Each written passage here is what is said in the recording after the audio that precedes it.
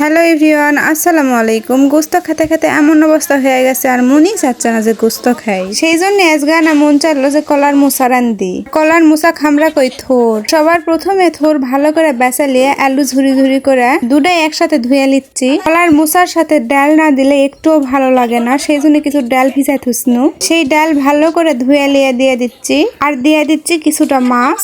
এখন দিয়ে দিচ্ছি কিছুটা কাঁচা মরিচ কাটা লওয়া আর তেজপাতা। দিয়ে দিচ্ছি আদা রসুন বাটা। দিয়ে দিচ্ছি কিছুটা কাটা লওয়া পেস্ট। দিয়ে দিচ্ছি সাদা ফল, কালো ফল আর দারচিনি। দিয়ে দিচ্ছি জিরার গুঁড়া আর দিয়ে দিচ্ছি শুকনো মরিচের গুঁড়া। দিয়ে দিচ্ছি স্বাদ মতো লবণ আর হলুদের গুঁড়া। আর দিয়ে দিচ্ছি পরিমাণ মতো তেল। এখন আমি পরিমাণ মতো পানি দিয়ে হাঁসালত তুলা দিমু। হাঁসালত তুলা দেওয়ার পরে দেখেন বলক চলে আসছে। এখন একটা লাড়কি বা একটা খুন্তা দিয়ে ভালো করে লেড়া দিমু। আর কিছুক্ষণ পর পরই তরকারিটা খালি লেড়া দেওয়া লাগবে। যখন পানিটা একটু শুকায় আসবে তখন একইভাবে লাড়কি দিয়ে লাড়তেই থাকা লাগবে। লাড়কি দিয়ে লাড়ার পরে আমি এই তরকারিটা নেমে নিচ্ছি আর একটা পাল্লার দিয়ে দিচ্ছি কিছু পেঁয়াজ কুচি, একটু রসুন কুচি, তেল আর পাঁচফোড়ন।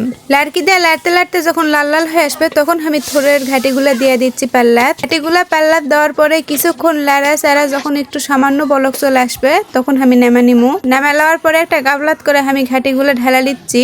এই হচ্ছে কলার মুসা বা কলার থোর ঘাটি। যদি এই রেসিপি ভালো লাগে থাকে তাহলে লাইক, কমেন্ট, শেয়ার আর সাবস্ক্রাইব করবেন। ভালো থাকবেন। আল্লাহ হাফেজ।